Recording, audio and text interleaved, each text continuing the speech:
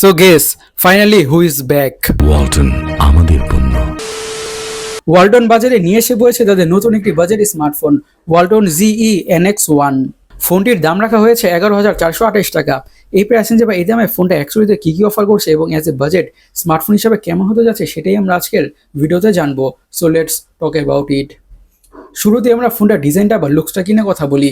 Budget smartphone হিসাবে this phone looks really interesting, বা এক কথায় বলতে গেলে this phone looks really beautiful. ফোনটা দেখতে অ্যাকচুয়ালিতে খুবই সুন্দর লাগে, বিশেষ করে ব্যাক প্যানেলের গ্রেডিয়েন্ট বা গ্লসি ফিনিশটার কারণে। ব্যাক প্যানেলে ক্যামেরার চারপাশে খুবই নাইস একটা প্যাটার্ন আছে বা ডিজাইন আছে উইচ লুকস ক্লাসি, বলতে গেলে খুবই অ্যাস্থেটিক লাগে। এটি যে একটি বাজেট স্মার্টফোন ফোনের লুকসটি থেকে সেটা বোঝাই যায় না, টু বি অনেস্ট। এখন ফোনটা ডিসপ্লেটা কিনে কথা বলা যাক। ডিসপ্লেটা হচ্ছে 6.6 ইঞ্চের HD+ IPS display with 90 Hz refresh rate. আচ্ছা, এই প্যানেলটা হচ্ছে HD+, তার মানে হচ্ছে খুবই কাছ থেকে কন্টেন্ট ওয়াচ করলে বা সিনেমাস দেখলে বা মুভিস ওয়াচ করলে ওর যে কোনো কিছু দেখলেই কিছুটা তো শার্পনেসের ঘাটতি লক্ষ্য করা যাবেই। বাট বাজেট স্মার্টফোন হিসেবে HD+ প্যানেলটাই ঠিকঠাক আছে, বলা যেতে পারে কন্টেন্ট ওয়াচিং এক্সপিরিয়েন্স এনজয়েবলই হবে। আর হায়ার রিফ্রেশার থাকার কারণে স্ক্রোলিং করে, ব্রাউজিং করে, গেমিং করে, ইউ নেম ইট, যে কোনো ধরনের টাস্কই পারফর্ম করে তো কিছুটা স্মুথনেসের ফিল তো পাওয়া যাবেই। আর বাজেট স্মার্টফোন থেকে এমন ধরনের ডিসপ্লে এক্সপেক্টেড। আমরা একটি লো বাজেট স্মার্টফোন থেকে ফুল HD+ ডিসপ্লে এক্সপেক্ট বা আশাও করতে পারি না, রাইট? এখন ফোনটির হার্ট অথবা চিপসেটটাকে নিয়ে কথা বলা যাক। ইউজ করা হয়েছে ইউনি SoC T606। বাজেট স্মার্টফোন হিসেবে অথবা বাজেট প্রসেসর হিসেবে চিপসেটটা ঠিকঠাক আছে, বলা যেতে পারে স্মার্টফোনটা ঠিকঠাক আছে।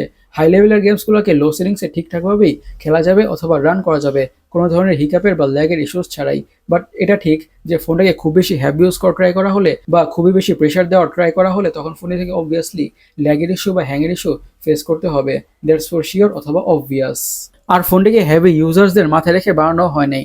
যারা মিডিয়াম টাইপের ইউজার, ফোনকে খুব বেশি হেভি ইউজ করেন না অথবা ফোনে খুব বেশি হেভি প্রেশার দেন না, টুকটাক সোশ্যাল মিডিয়া ইউজ করেন, মোটামুটি হালকা পাতলা গেমিং করেন, তাদের জন্য স্মার্টফোনটি ঠিকঠাক হতে যাচ্ছে।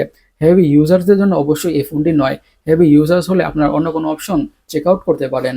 এখন ফোনটির অপটিক্স বা ক্যামেরাটাকে নিয়ে কথা বলা যাক। ইউজ করা হয়েছে 52 মেগাপিক্সেলের প্রাইমারি সেন্সর, আর সেকেন্ডারি ক্যামেরাটা হচ্ছে একটা ইউজলেস হুদাই দিছে AI টাইপ সেন্সর। আর ফোনটে ইউজ করা হয়েছে 8 মেগাপিক্সেলের সেলফি ক্যামেরা। আচ্ছা, একটি বাজেট স্মার্টফোন হিসেবে ফোনটি থেকে মোটামুটি ভালো কোয়ালিটির পিকচার্স আর ভিডিওসই পাওয়া যাবে। লো লাইটেও মোটামুটি ভালো কোয়ালিটির ছবি বা ভিডিওস পাওয়া যাবে। আর ফোনটিকে দিয়ে 30 FPS এ ভিডিও রেকর্ড বা শ্যুট করা যাবে। র্যাম এবং স্টোরেজ ভেরিয়েন্টসের কথা বলে এইসব ভেরিয়েন্টে পাওয়া যাবে। ফোনটিতে সিকিউরিটি হিসেবে ইউজ করা হয়েছে সাইড মাউন্টেড ফিঙ্গারপ্রিন্ট সেন্সর।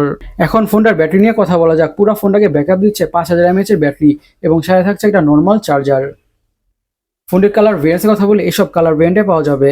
একটি বাজেট স্মার্টফোন হিসেবে ফোনটা আমাদের কাছে ঠিকঠাকই মনে হচ্ছে, খুব একটা ভালো দিল না অথবা খুব একটা বাজে দিল না, চলে আর কি। গাইস, স্মার্টফোনটি আপনাদের কেমন লেগেছে অবশ্যই কমেন্ট সেকশনে কমেন্ট করে জানাবেন। আর আমাদের আজকের ভিডিওটি এই পর্যন্তই। আমি সৈকত, সাইনিং আউট।